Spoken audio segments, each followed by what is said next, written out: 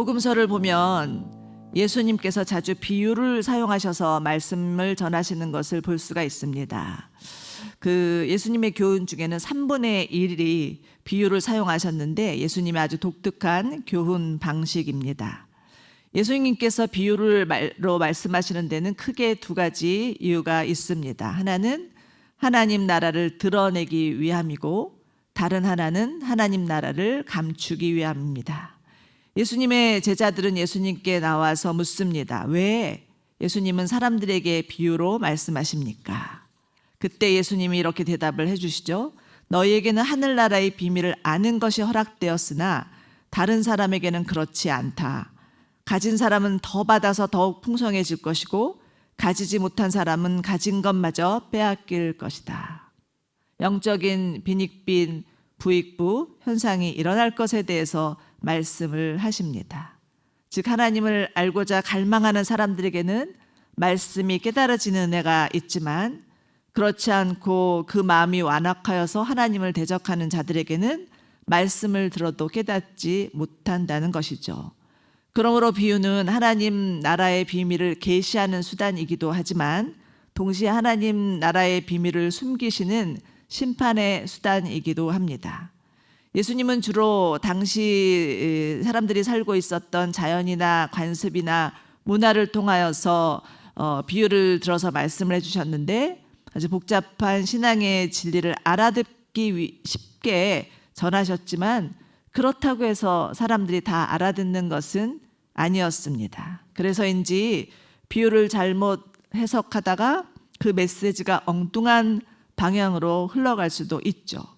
예를 들어서 선한 사마리아 비유를 가지고 선한 사마리아인은 예수님이고 강도는 마귀이고 여가는 교회입니다 라는 식으로 이걸 알레고리적인 해석이라고 하는데 그렇게 되면 거기서 2단, 3단도 나올 수 있고 2단 교주도 등장할 수 있습니다.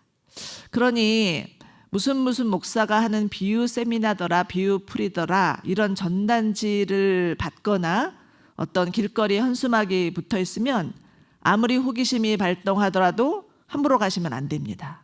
우리 교회 목사님은 저렇게 말씀하시지 않았는데 이 목사님은 쪽집게네 너도 한번 들어볼래? 라고 하면서 옆 사람까지 데리고 가서는 큰일 납니다. 여러분 비유에는 언제나 하나의 중심 주제가 있습니다. 예수님은 비유를 통해서 하나님 나라의 비밀을 명료하게 가르쳐 주셨고 이것을 제대로 깨닫는다면 또 우리 안에 영적인 눈이 열리고 귀가 열리고 우리 안에 믿음이 고양되고 영적인 각성이 일어나는 은혜가 있게 되는 것이죠. 앞으로 3주간은 예수님의 비유 제1탄으로 마태복음에 나타난 비유를 살펴볼 터인데 오늘 함께 살펴볼 본문은 마태복음 13장에 나오는 가라지 비유입니다. 마태복음 13장에는 무려 7가지의 비유가 나오고 있습니다. 씨 뿌리는 비유, 가라지 비유, 겨자씨 비유, 누룩 비유, 보화 비유, 진주 비유, 그물 비유 모두 다 천국에 관한 비유들이죠. 천국의 가치나 천국의 확장성 등등을 가르치는 아주 귀한 장입니다. 그런데 여러분 먼저 잠시 천국은 어떤 곳인가를 생각해 봅시다. 여러분 천국이라고 생각하면 그저 후딱 드는 생각은 예수 믿고 죽어서 가는 곳이라고 생각을 하기가 쉽지만 천국은 죽어서 가는 곳만이 아니라 예수님이 이 땅에 오심으로 이미 우리 가운데 임한 하나님 나라, 하나님의 은혜의 통치가 이루어지는 영역이 천국입니다. 그러므로 우리는 예수 믿는 우리는 이미 천국의 삶을 살고 있다라고 해도 과언이 아니겠죠. 예수님은 우리에게 임한 하나님의 나라가 어떤 나라인지를 알려주기 위하여서 이 7가지 비유를 들어서 집중적으로 말씀하시는데 그 중에서도 가라지 비유, 오늘 저희가 함께 읽은 이 가라지 비유는 제자들이 아마 이해하기가 가장 어려웠던 것 같습니다. 마태복음 13장을 보면 제자들이 예수님께 와서 예수님, 이 밭에 난 가라지 비유가 무엇인지 설명해 주십시오라고 요구하는 구절이 나옵니다. 다른 비유에 대해서는 제자들이 묻지 않았는데 유독 이 가라지 비유에 대해서만큼은 제자들이 묻습니다. 아마도 들었으나 이해가 잘 안 됐던 비유가 가라지 비유였던 것 같습니다. 그래서 저도 이 7가지 비유 중에서 가장 이해하기 어렵다는 이 가라지 비유를 통해서 하나님께서 우리에게 무엇을 말씀해 주시는지를 살펴보고자 오늘 이 본문을 택했습니다. 자, 첫 번째 메시지는 무엇인가요? 첫 번째 메시지는 이 세상에는 선과 악이 공존한다는 것입니다. 24절과 26절까지 먼저 보실 텐데요. 함께 읽겠습니다. 24, 26절 시작. 예수께서는 또 다른 비유를 들어 말씀하셨습니다. 하늘나라는 어떤 사람이 자기 밭에 좋은 씨를 뿌리는 것에 비유할 수 있다. 그런데 사람들이 모두 자고 있는 동안 원수가 와서 밀 가운데 가라지를 뿌리고 도망갔다. 밀이 줄기가 나서 열매를 맺을 때에 가라지도 보였다. 예수님은 이 가라지 비유를 통해서 지금 우리가 살고 있는 이 세상이 어떠한 세상인지를 먼저 알려주십니다. 여러분, 이 세상은요, 하나님의 선하신 계획 가운데 만들어진 세상입니다. 하나님 창세 전부터 이 세상을 향한 선하신 계획을 가지고 계셨고 그 계획대로 만드셨으며 다 만드신 후에는 보기에 좋았더라 이렇게 말씀하셨죠. 그리고는 하나님의 사람들에 의해서 하나님의 만드신 세상이 아름답게 경영되기를 원하셨습니다. 우리가 잘 아는 구절이죠. 창세기 1장 28절. 너희는 자식을 많이 낳고 번성해서 땅에 가득하고 땅에 정복하라. 바다의 물고기와 공중의 새와 땅 위에 기는 모든 생물을 다스리라. 이렇게 말씀해 주셨습니다. 그러기에 생육하고 번성하고 충만한 것은 하나님께서 아담에게 주신 명령일 뿐만 아니라 모든 사람에게 주신 하나님의 문화 명령입니다. 그러므로 우리가 생육하고 번성하게 땅에 충만해야 될 책임이 우리 가운데 그 의무가 우리에게 있는 것이죠. 그렇게 지금 이 시대에 벌어지는 저출산이나 낙태와 같은 것은 하나님의 명령에 위배되는 일이며 책임을 회피하는 불순종이라고도 할 수 있겠습니다.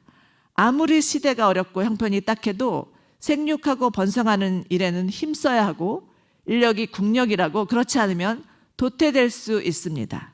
지금 우리나라 현재의 출산율이 0.7%여서 세계에서 꼴찌라고 하는데 이런 추세로 가다 보면 가장 먼저 없어질 나라가 우리나라라고 하니 우리는 각성해야 될 것입니다. 그런데 하나님이 보시기에 좋았다라고 한 이 세상에 무슨 일이 있었습니까? 사단이 몰래 와서는 하와를 유혹하고 하와는 아담을 유혹하고 하나님이 금하신 것을 먹음으로 하나님이 만드신 세상이 망가져 버립니다. 이로 인해서 하나님과 인간의 관계는 무너졌고 인간은 세상의 경영권을 사단에게 빼앗겼고 사단의 발 아래 굴복하며 살 수밖에 없는 존재가 되었으며 세상은 깨어질 대로 깨어져 버렸습니다. 그러나 하나님은 이 세상을 그대로 방치하지 않으셨고 당신의 사랑하는 아들 예수 그리스도를 보내주셔서 다시 회복하기를 원하셨는데 오늘 본문이 바로 그 내용입니다. 예수님은 이 가라지 비유를 통해서 하나님 나라가 어떻게 회복되는지를 보여주십니다. 마태복음 13장을 보면 37절 이하에 이 가라지 비유에 대한 예수님의 설명이 나오고 있습니다. 먼저는 37절과 38절을 보실 텐데요. 이렇게 말씀하십니다. 좋은 씨를 뿌리는 사람은 인자다. 밭은 세상이고 좋은 씨는 하늘나라의 자녀들을 뜻한다. 가라지는 악한 자들이고 가라지를 뿌린 원수는 마귀다. 자, 여기서 인자는 예수님을 뜻하고 하늘나라의 자녀는 예수 믿는 자를 말하고 가라지는 하나님을 대적하는 악한 자들 그리고 원수는 사단을 뜻합니다. 즉 예수님께서 자기 땅에 오셔서 믿는 자들을 통하여서 복음의 씨를 뿌리고자 하는데 이를 방해하는 사단과 그 하수인이 있다는 것입니다. 예수님이 오심으로 이미 하나님 나라가 임하였음에도 불구하고 이를 방해하는 사단과 그의 세력이 있는 것이죠. 마치 알곡과 가라지가 함께 섞여서 자라는 것처럼 이 세상에는 성과 악이 공존한다는 것이고 이것이 바로 우리가 살고 있는 이 세상의 현실입니다. 우리는 흔히 예수님을 믿으면 모든 것이 잘 되고 잘 풀려서 망사 형통해야 할 것이라고 기대하지만 아무리 믿음이 좋은 사람이라 할지라도 뜻하지 않는 고난을 받을 수도 있고 생각지도 않은 어려움을 겪을 수도 있습니다. 그러므로 우리가 경계해야 될 것은 지나친 낙관론적인 세계관입니다. 난 이제 예수를 믿기 때문에 절대로 어려운 일이 생기지 않을 거야. 내가 하는 일은 다 잘 될 거야. 세상은 점점 좋아질 거야. 이렇게 생각하는 초긍정적인 생각은 오히려 우리에게 실망감을 안겨다 주고 더 나아가 절망하게 만들 수도 있습니다. 더구나 언제 어떻게 닥칠지 모르는 고난이나 장애물을 이겨나갈 수 있는 힘이 없습니다. 또한 낙관론적인 세계관은 우리의 신앙생활에도 어려움을 줄 수 있습니다. 교회 가면 좋은 일만 있는 줄 알았는데 세상과 별다를 게 없는 것 같아서 실망하고 마음의 문을 닫고 교회를 떠나는 일이 발생하기도 하죠. 그러나 여러분, 이 지상의 교회는 완벽하지 않고 교회도 직장도 심지어는 가정에도 선과 악이 공존하고 있습니다. 그렇기 때문에 우리의 삶에 어려움이 있는 것은 당연하다는 것이죠. 그렇지만 그렇다고 해서 지나친 비관론적인 세계관도 금물입니다. 어차피 안 될 세상, 예수님을 믿어도 별반 달라지는 게 없다고 생각하면서 믿음을 포기해서는 안 되는 것이죠. 자, 그렇다면 알곡과 가라지가 함께 자라는 것은 무엇 때문일까요? 가라지가 함께 자라는 것은 하나님이 이를 미처 몰라서가 아니라 하나님의 주권적인 섭리 안에서 일어나는 일이라는 사실을 마음에 새겨야 됩니다. 그 안에는 하나님의 큰 그림이 숨어 있는 것이죠. 그러므로 우리는 아무리 악이 판을 치는 세상인 것 같아도 절대 낙심하지 말아야 합니다. 자, 두 번째입니다. 하나님은 선과 악이 공존하는 세상에서 하나님의 사람들을 자라나게 하십니다. 27절과 28절을 보시겠습니다. 함께 읽을까요? 시작. 종들이 주인에게 와서 말했다. 주인님께서는 밭에 좋은 씨를 뿌리지 않으셨습니까? 그런데 도대체 저 가라지는 어디에서 생겨났습니까? 그러자 주인이 대답했습니다. 원수가 앉으시다. 종들이 물었습니다. 저희가 가라지를 뽑아 버릴까요? 여러분, 화단을 가꾸어 보신 분들은 아시겠지만 조금만 방치하면 어디에서 왔는지 알 수 없는 잡초들이 무성해지는 것을 경험하게 될 것입니다. 저도 오래전에 잔디가 있는 작은 마당이 있는 집에서 살아본 적이 있었는데요. 특히 여름만 되면 잡초가 얼마나 무성한지 분명히 공을 들여서 다 잡초를 뽑아 놓았는데 그 다음 날이면 또 나고 또 나고 정말이지 골치가 아팠습니다. 어느 날은 화단 옆에 나무처럼 무성한 잡초가 이만큼 크게 자라서 안 되겠다 싶어서 그걸 뿌리채 뽑으려고 했더니 그 뿌리가 어떻게나 깊던지 뽑아낼 수가 없었습니다. 자칫하면 잡초를 뽑다가 화단에 있는 꽃나무마저 뽑힐 지경이었습니다.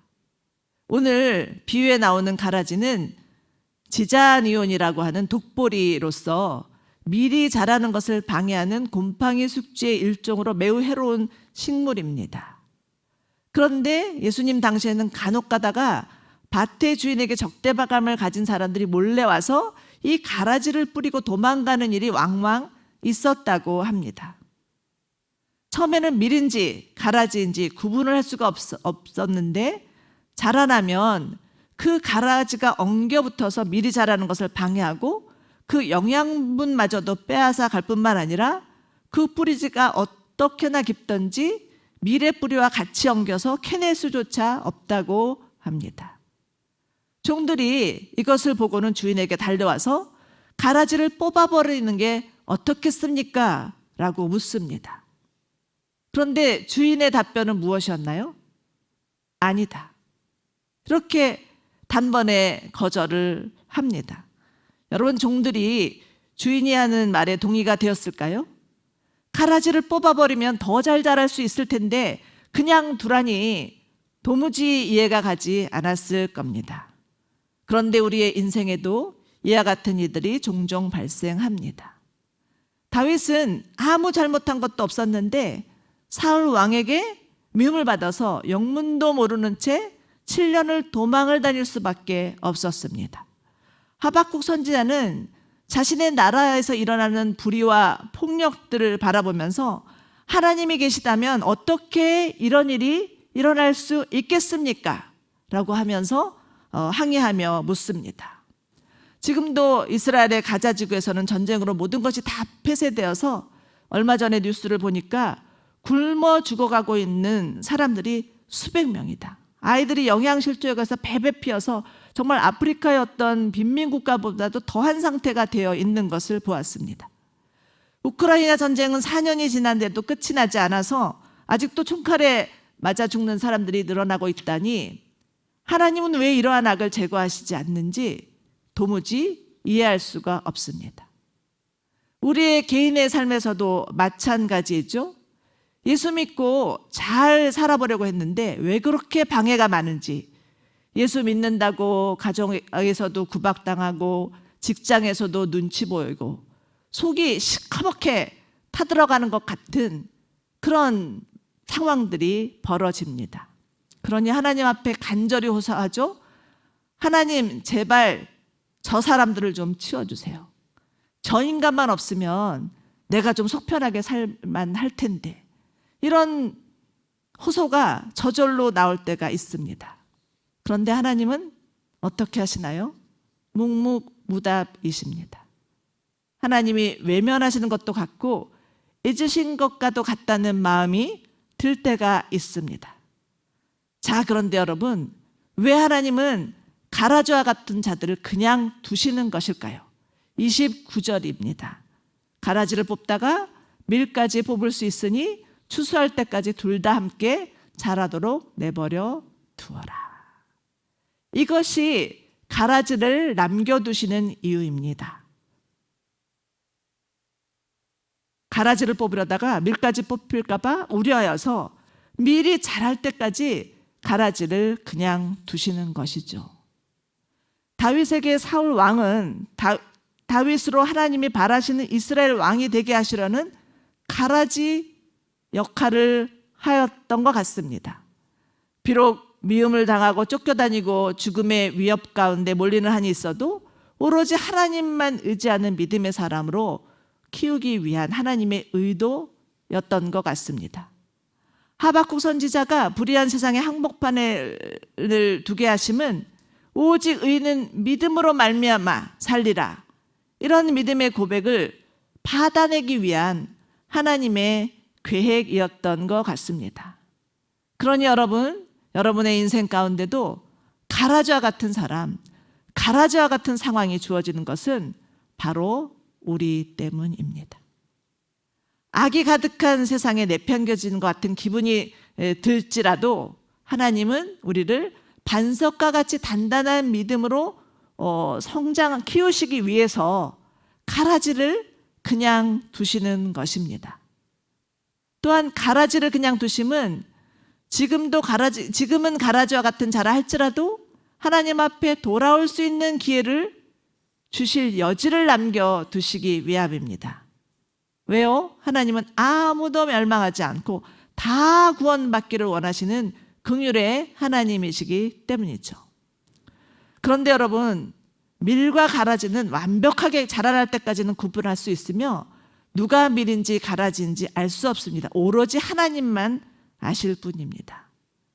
그러므로 우리는 함부로 판단하거나 성급하게 비난하거나 정말 하나님 제발 저 가라지를 치워주십시오라고 기도하는 것은 좀 조심하셔야 될 것 같습니다. 오히려 하나님 앞에 겸손하며 참아 기다려야 하는 것이죠. 아무리 악이 성행한다 할지라도 그 뒤에서 역사하시는 하나님이 계심을 믿으며 참아 기다리는 저와 여러분이 되시기를 주님의 이름으로 축원합니다. 자, 세 번째는 마지막 추수 때는 반드시 악을 향한 심판이 있다는 것입니다. 30절을 마저 봅니다. 추수할 때까지 둘 다 함께 자라도록 내버려 두어라.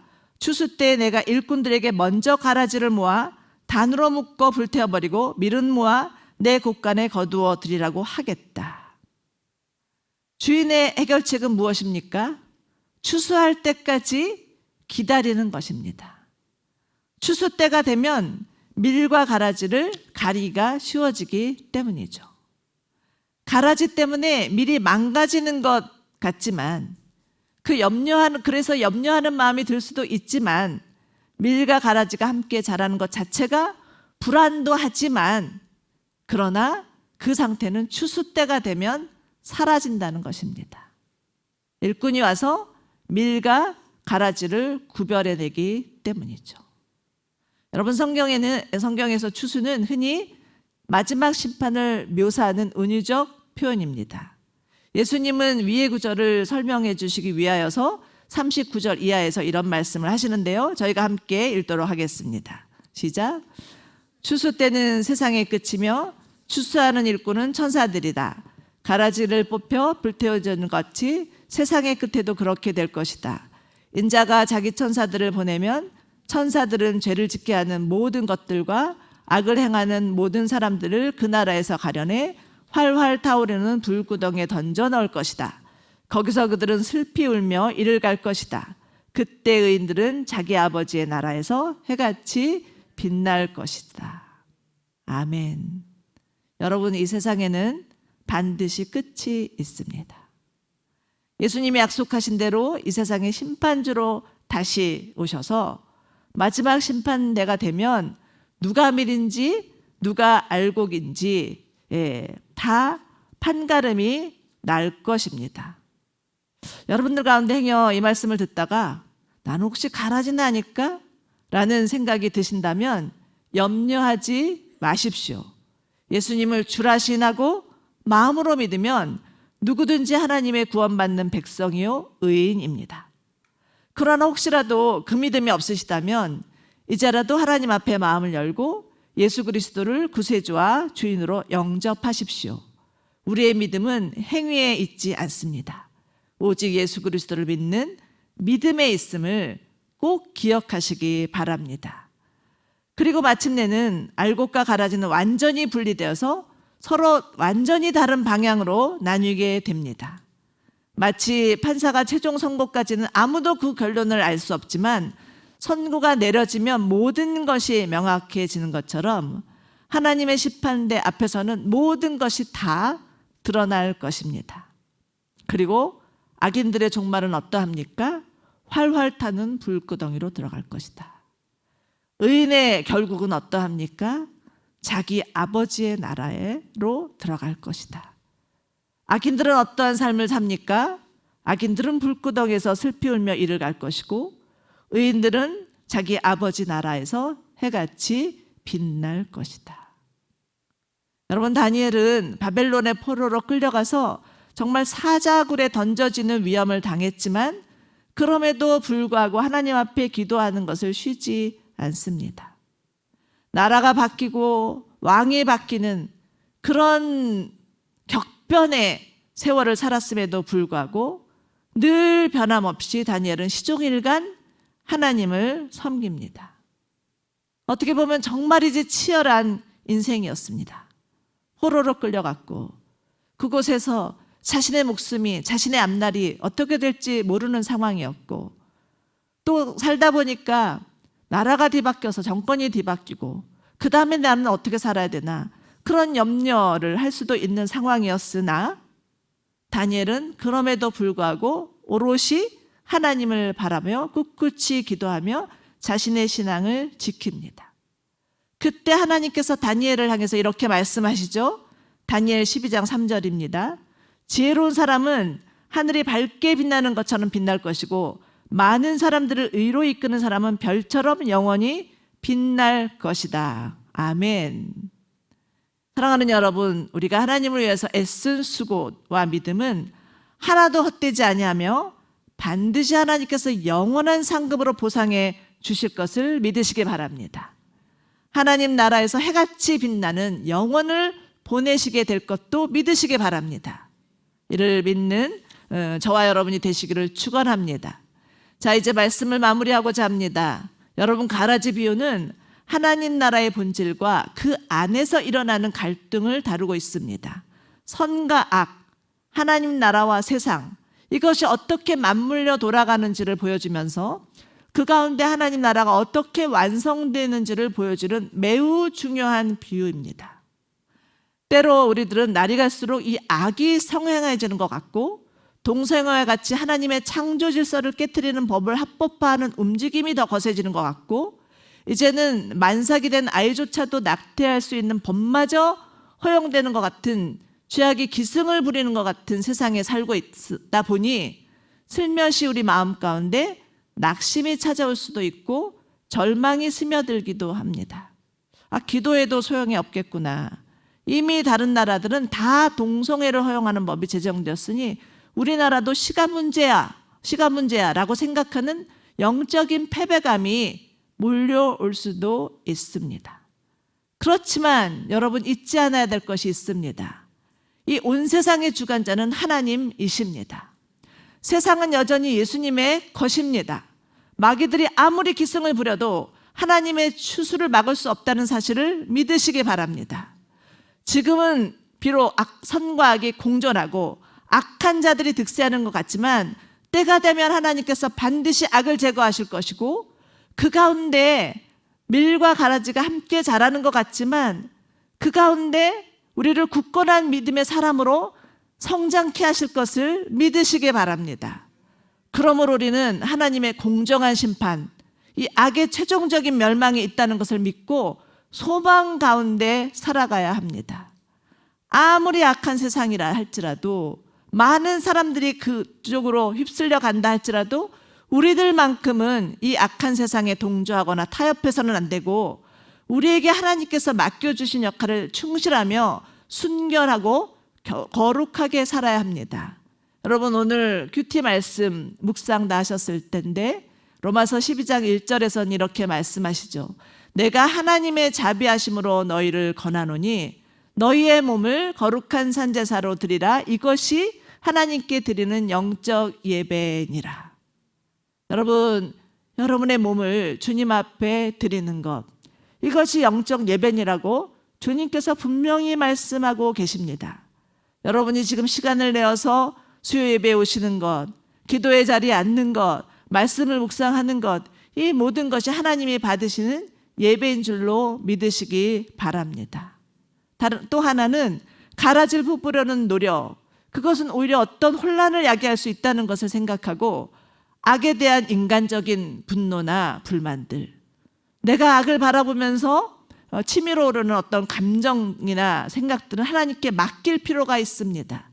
하나님의 공의를 기다리고 하나님의 때를 기다려야 하는 것이 마땅하다라는 것이죠. 여러분, 마지막 끝날에는 주님이 오셔서 정말 하나님을 바라며 믿음으로 살았던 자들 가운데 잘하였다 충성된 종아라고 하시며 해같이 빛나는 영원한 하나님 나라로 데리고 갔을 것을 믿는 저와 여러분이 되시기를 바랍니다.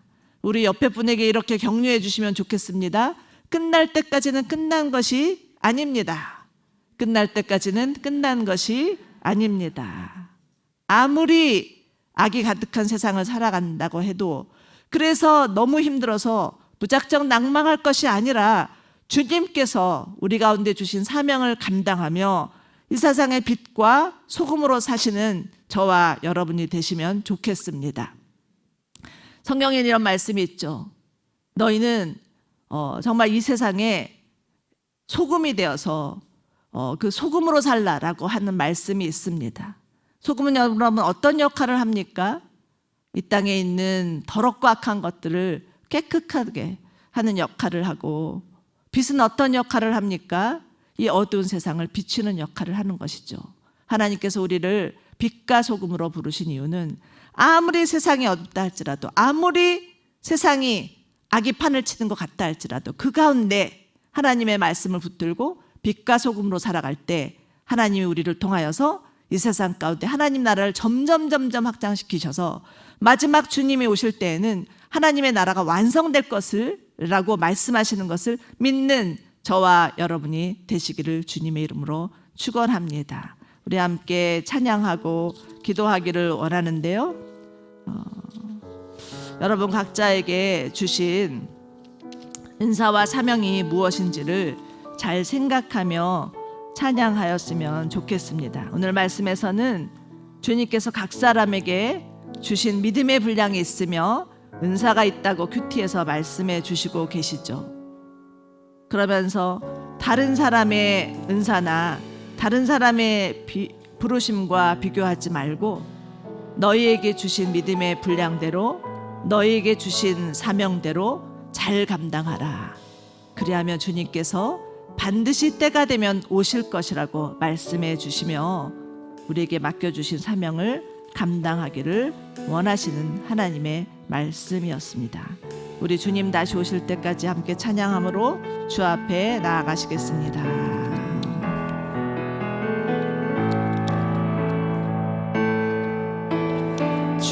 주님 다시 오실 때까지 나는 이 길을 가리라.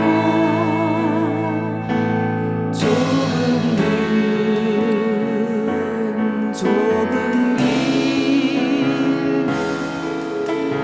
나의 십자가 지고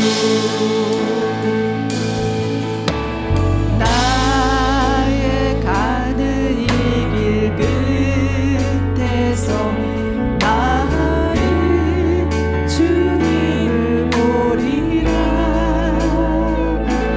영광의 주님 나를 맞아주시니.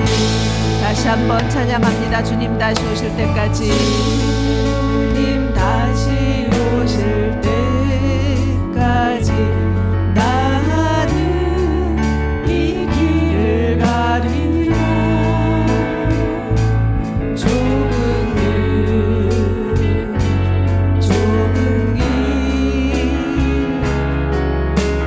나의 십자가 지고 나의 가는 이 길 끝에서 나는 주님을 보리라. 영광의 내 주님 나를 맞아주시리. 주님 다시 오실 때까지. 주님 다시 오실 때까지 나는 일어나 달려가리라. 주의 영광 온 땅 덮으네. 나는 일어나 노래하리. 내 사고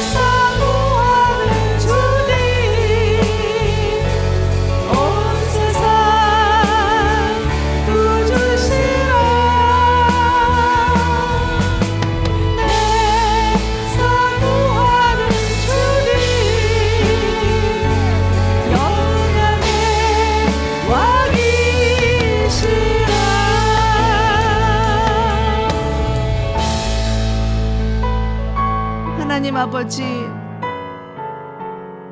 이 세상은 선보다 악이 더 득세하는 것 같아서 때로는 우리 마음 가운데 낭만과 절망이 몰려오고, 우리가 아무리 기도해도 우리의 기도는 아무 소용이 없구나라는 영적인 패배감이 몰려올 때도 있습니다. 그러나 하나님, 알곡과 가라지를 함께 자라게 하여 주심은 그 시간을 통하여서 우리의 믿음이 성장케 되고 영원한 하나님 나라를 사모하게 하고, 그 영원한 하나님 나라로 해같이 빛날 수 있도록 입성하게 하여 주시는 하나님의 의도요, 하나님의 계획인 것을 믿습니다. 하나님, 저희로 우리 눈에 보이는 세상이 아무리 악이 득세하는 것 같다 할지라도 두려워하지 아니하고, 불안해하지 아니하고, 낭망치 아니하고 하나님을 바라며 믿음으로 이겨나가게 하여 주시옵소서. 어떤 상황이라 할지라도 선이 악을 이김을 믿게 하여 주시고, 마지막 날 주님의 추수 때 영원한 하나님의 심판으로 말미암아 참으로 사단과 그 사단의 무리와 사단의 하수인들은 다 영원한 불못에 던져질 것을 믿는 믿음으로 살게 하여 주시옵소서. 하나님, 우리 마음 안에 있는 낭만과 절망을 가져가 주시옵소서. 영적인 패배감을 가져가 주시옵소서. 우리 가운데 고난이 올다 할지라도 두려워하지 않게 하여 주시고, 낙심치 않게 하여 주시고, 믿음의 주여 온전케 하시는 예수 그리스도를 바라보는 믿음으로 살게 하여 주시옵소서. 우리 주여 한번 크게 외치고 하나님 앞에 기도함으로 나가시겠습니다. 주여, 아버지 하나님, 그렇습니다. 하나님, 우리 눈에 보이는 대로 반응하지 않게 하여 주시옵소서. 우리 눈에 보이는 이 세상이 아무리 악이 득세하는 세상이라 할지라도 하나님, 낭망하지 않게 하여 주시고 주님을 바라는 믿음으로 살게 하여 주시옵소서. 우리 가운데 하나님이 행하시는 하나님의 주권적인 섭리가 있음을 믿게 하여 주시고, 밀과 가라지를 함께 자라게 하시는 하나님의 특별한 의도가 있음을 알게 하여 주셔서 하나님, 우리로 낭망치 않게 하여 주시고 끝까지 주님을 믿는 믿음으로 살아가게 하여 주시옵소서. 하나님, 이 세상은 아픔과 악이 공존하지만 그 가운데 우리는 치열한 싸움과 우리 가운데 끊이지 않는 갈등이 있다 할지라도 하나님께서 우리의 믿음을 자라게 하여 주시고, 우리로 이 악이 사기 발을 치는 세상 가운데 믿음으로 살며 영원하신 주님을 바라보며 마지막 때가 있음을 소망하며 살아갈 수 있는 허락하여 주실 줄로 믿습니다. 우리 가운데 찾아와서 우리를 속이며 낭만케 하는 거룩한 약한 영들아, 나사렛 예수 그리스도 이름으로 명하노니 모든 묶음을 놓고 떠나갈지어다. 우리를 불안케 하고 적망케 하고 낙심케 하는 거룩한 영들아, 참으로 주님의 믿음으로 선포하오니 너희는 모든 묶음을 놓고 영원한 무죄공으로 던져질지어다. 하나님 아버지, 감사합니다. 저희를 이 어두운 세상 가운데, 악의 판을 치는 세상 가운데 우리의 믿음을 자라게 하여 주시고, 우리의 가정과 교회와 이 땅과 이 나라 가운데 하나님 나라를 확장케 하여 주시니 감사합니다. 하나님, 저희로 오로지 믿음의 주 온전케 하시는 예수 그리스도를 바라보게 하여 주시옵소서. 끝까지 우리의 믿음을 포기하지 아니하고 하나님을 믿는 믿음으로 나가게 하여 주시옵소서. 우리의 가정을 특별히 올려드립니다. 하나님, 우리의 가정에도 선과 악이 공존하지만 그럼에도 불구하고 하나님은 끝까지 참으시며 아무도 멸망하지 않고 다 주님 앞에 돌아오기를, 다 회개하며 주님 앞에 돌아오기를 간절히 바라시는 하나님이신 것을 믿습니다. 하나님의 자비하심과 하나님의 긍휼하심이 우리 가정에 임하게 하여 주시옵소서. 우리 특별히 이번 추석을 맞이하여서 하나님의 자비하심과 긍휼이 드러남으로 말미암아 우리 가정에 하나님을 대적하는 자들이 하나님 앞에 머리를 수그리게 하여 주시고, 주님의 복음의 능력 앞에, 십자가의 능력 앞에 굴복하며 나오게 하여 주시옵소서. 하나님을 대적하는 악한 세력들이 떠나가게 하여 주시고, 하나님을 경외하고 하나님을 높이며 하나님의 이름을 증거하는 믿음의 사람들이 더욱 나오게 하여 주시고, 믿음의 가정이 일어나게 하여 주시옵소서. 하나님, 우리의 가정을 주님 앞에 올려드리며 우리의 가정 가운데 하나님의 은혜와 하나님의 긍휼하심과 하나님의 자비하심이 임하기를 원합니다. 하나님, 우리의 가정을 불쌍히 여겨 주시옵소서. 하나님, 우리의 가정 가운데 하나님의 은혜의 복음이 전파되게 하여 주시옵소서. 오랫동안 기도하였습니다. 우리로 낭망치 않게 하여 주시고, 하나님께서 하나님 앞에 드렸던 모든 기도가 응답되는 날까지 포기하지 않고 기도하게 하여 주시고, 추수의 때를 거둘 수 있게 하여 주시옵소서. 하나님, 반드시 하나님의 마지막 때에 주님의 추수를 거둘 것이라고 말씀하여 주시며, 하나님 반드시 하나님께서 알곡을 걷어내 주셔서 영원한 하나님 나라에 또 인도하여 주실 것을 믿습니다. 이때까지 저희로 낭망치 않게 하여 주시고, 주님 앞에 간절히 기도하며 무릎 꿇는 저희들 되게 하여 주시옵소서.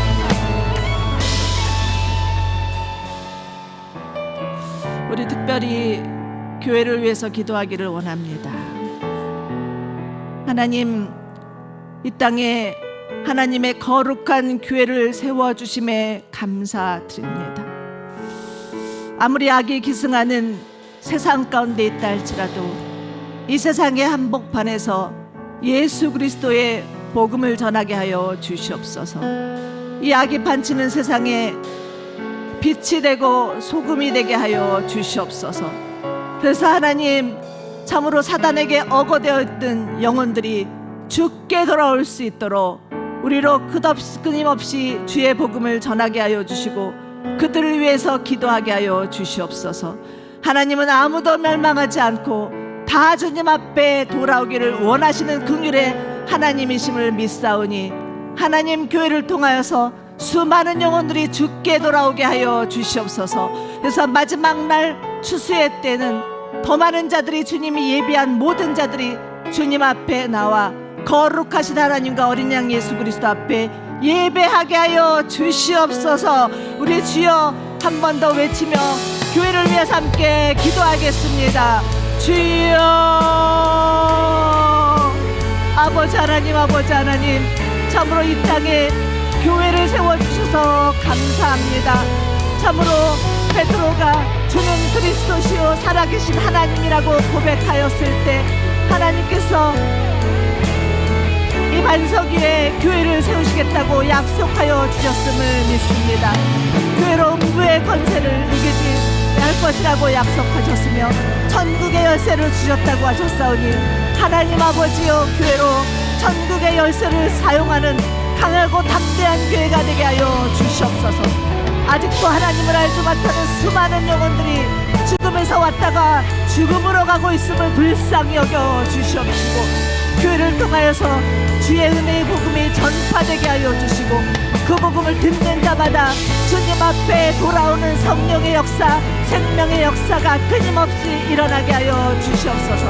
그래서 하나님, 마지막 추수의 때에는 주께서 참으로 교회를 통하여서 수많은 영혼들이, 사단에게 억어되었던 영혼들이 죽게 돌아오게 하여 주시고, 주 앞에 엎드려 굴복하며 거룩하신 하나님과 어린 양 예수 그리스도를 예배하게 하여 주시옵소서. 반드시 하나님께서 참으로 그날을 예배하여 주셔서 주님께서 예배한 영혼들이 해와 같이 빛나는 하나님의 영원한 나라에서 영원히 살 것을 믿습니다.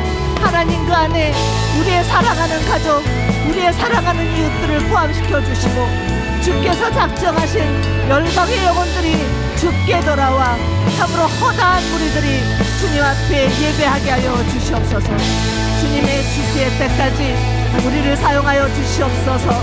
우리로 하여금 끝까지 주의 복음을 믿게 하여 주시고, 고수하며 주님을 낭망치 아니하고 선을 행하는 저희 모두 되게 하여 주시옵소서.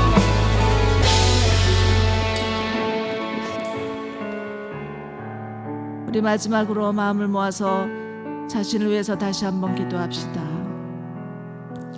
하나님, 저를 하나님께서 택하시고 불러내 주셔서 참으로 하나님의 밭에 좋은 씨라고 말씀해 주신 것 감사합니다. 하나님, 우리가 하나님의 밭에 심겨진 좋은 씨가 되어서 참으로 주님의 복음을 땅끝까지 전할 수 있게 하여 주시옵소서. 때로는 땅끝이 내 가족이 될 수도 있고 내 이웃이 될 수도 있고 저 멀리 있는 열방이 될 수도 있겠으나 하나님 앞에 엎드려 머리를 조아릴 때 주께서 가라 명하시는 하나님의 사람들이 있을 줄로 믿습니다. 하나님, 저희로 주님의 밭에 심겨진 좋은 씨가 되어서 주님을 사랑하고 주님을 섬기며 주의 말씀을 그대로 전할 수 있는 자들 되게 하여 주시옵소서. 특별히 추석 명절 하나님, 우리의 사랑하는 가족들에게 주의 은혜의 복음을 잘 나타내고 드러낼 수 있는 자들이 되기를 소망합니다.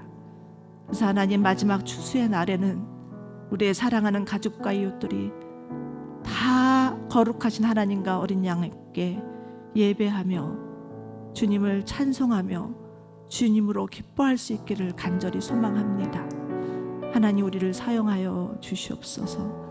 이 악한 세상에 빛이 되게 하여 주시고 소금이 되게 하여 주셔서 우리로 빛의 자녀로 살게 하여 주시고 주님께서 명하신 사명의 자리를 잘 감당하며 살아갈 수 있는 저희들 되게 하여 주시옵소서. 이제는 우리 주 예수 그리스도의 은혜와 하나님 아버지 한량없는 사랑과 성령님의 역사하심과 교통하심이 우리 가운데 심겨주신 하나님의 복음을 그대로 받아들이며 그 복음이 우리 안에서 점점 자라나 우리의 마음이 하나님 나라가 되기를 원하며 그 임한 하나님 나라가 우리를 통하여서 땅끝까지 전파되기를 간절히 소망하는 이 자리에 있는 모든 성도님과 가정과 일터 위에 지금도 주의 복음을 전하기 위해서 수고하시는 선교사님과 북한의 교회 위에 그리고 이 땅에 들어와 있는 이주민과 노동자들, 나그네들 위해 영원토록 함께하여 주시기를 간절히 축원하옵나이다. 아멘.